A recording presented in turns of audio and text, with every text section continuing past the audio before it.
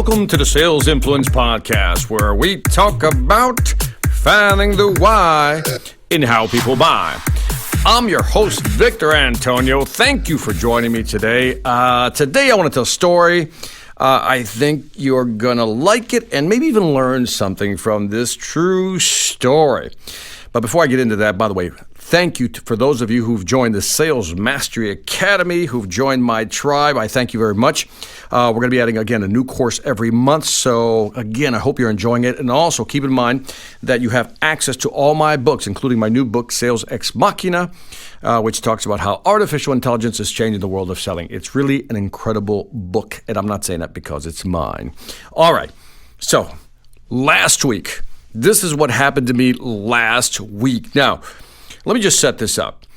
One of the things I enjoy a lot about being in my position as a sales trainer, coach, consultant, whatever, is that I like people to pitch me. I love it when people come, to sell me something because, part of me is in buying mode, but the other part of me is analyzing their sales pitch. So anyway, I have to do a big event in June, right? I have to do this big event in June. Now, the size of the event is incredible. It's like 14,000 people, right? 14,000 people. And so my wife is like, you need to upgrade some of your suits. And I said, well, I got plenty of suits. I don't need to upgrade. She says, you need to at least get one new suit. That's it. And if you're married, you know what I'm talking about. My wife just keeps banging on me. There's no point in arguing. I relent. I said, fine. Anyway, because typically, I'm a tall guy. If you'd ever met me, I'm 6'2", right? 6 feet, 2 inches.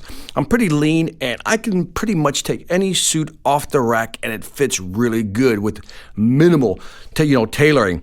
So, but this time she's like, no. She insisted on a custom suit. This year you need to get a custom suit. So finally, again, I relented. I said, sure. Anyway, a friend of mine recommended a clothier. That's right. I love saying that word, a clothier. Basically somebody who, will help you develop design a custom suit. And let's just say that his name is Bob. So, my friend gives me the number of Bob. I call him, leave him a message. Bob returns my phone call, as well as he should, as a good salesperson. He sets up the meeting, and he wants to meet at my house. Now, I thought that was a good move, right? You want to meet at his house, right? I love it. And then he had two other conditions. First one's meet at the house. Second condition was, I want to see your closet. To which I was like, what? I want to see your closet, Victor. I want to see what you have in your closet. I'm like, oh, this is going to be interesting. And then he said, I would like your wife to be there because I think sometimes that's important. I said, ooh, I like this guy. First of all, he's coming to my house, right? So he's doing it in my territory, right? He wants to put me in the frame. And then he wants to look at my closet to kind of analyze, almost like a doctor, right? Kind of looking at what's going on. And then he wants my wife to be present because he knows that if she's present, I can't use the excuse, well, let me talk to my wife because my wife is there. So I have been set up perfectly. I'm thinking, okay, I got to meet this guy. And sure enough, we set the date. It was last week again. The guy arrives, beautiful car.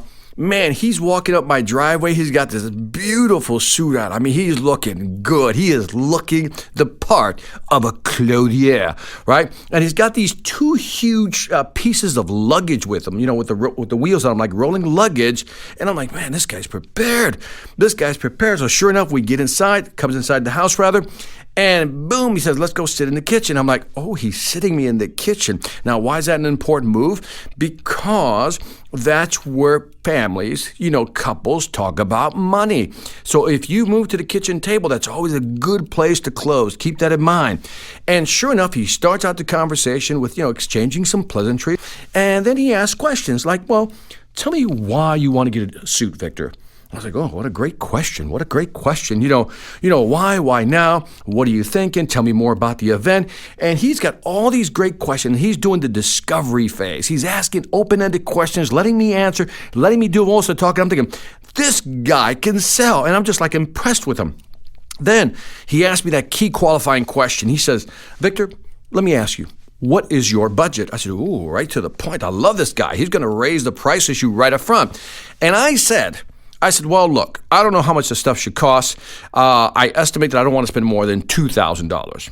$2,000 was my budget. Now, let me just stop here because some of you are thinking, Victor, are you telling me you want to spend $2,000 for a suit? Look, I've gotten $500 suits, I've gotten $300 suits, and I've gotten $1,000 suits. I want to go to the next level because it's 14,000 people. So again, let's just leave it at that.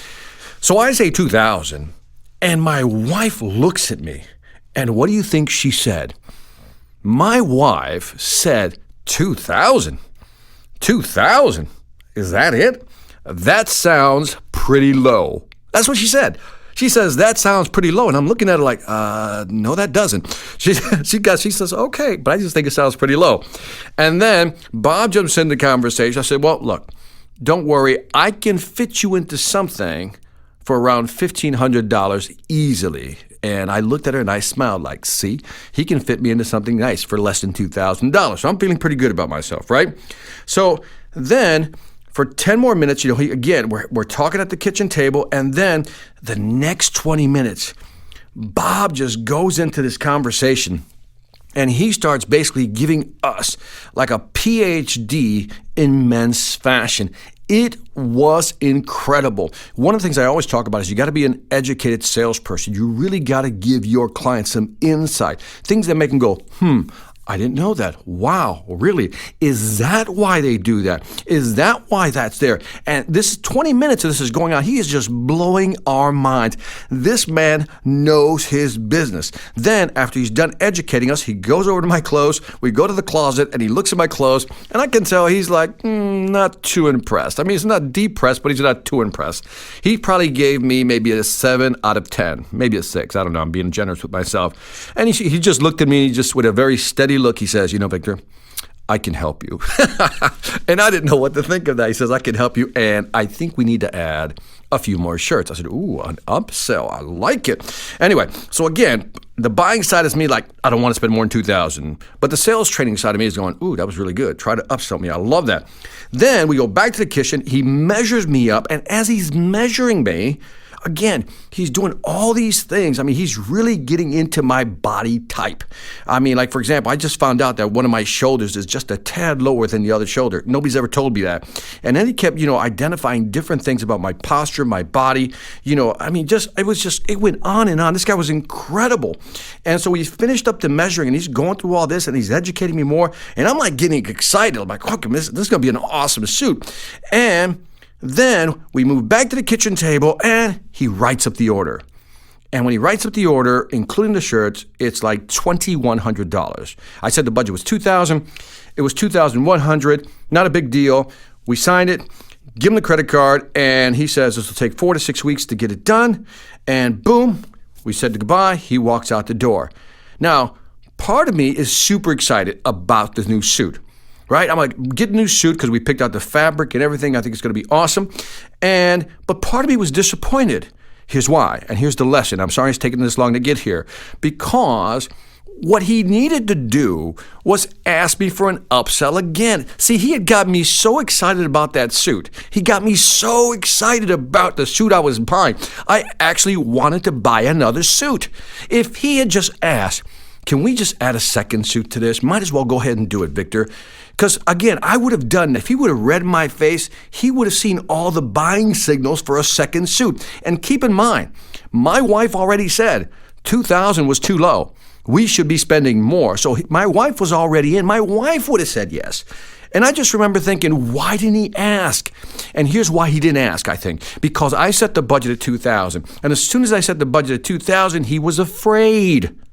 He was afraid to ask me for the upsell. And what I am saying to you is, no matter what the customer says their budget is, always ask for the upsell. Always try to sell them a little more. Don't disappoint them, because you may be surprised that they go, you know what? Go ahead and add that as well. So keep that in mind. No matter what their budget is, always ask for the upsell. That's it for the Sales Influence Podcast. Don't forget to leave me some feedback on iTunes, Stitcher, or YouTube. Let me know what you think. I'd greatly appreciate it. Also, as I mentioned, check out my sales training platform, the Sales Mastery Academy. Over 26 courses, 300 plus videos, my books, including my new books. And if you're serious, if you're really serious about increasing your sales ability, go to salesmasteryacademy.us. That's salesmasteryacademy.us. Lastly, I want to thank you for listening. This is Victor Antonio, always reminding you, selling ain't hard when you know how. Take care.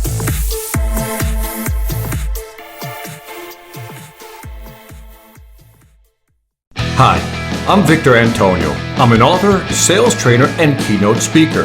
I'm often asked, what makes a great speaker?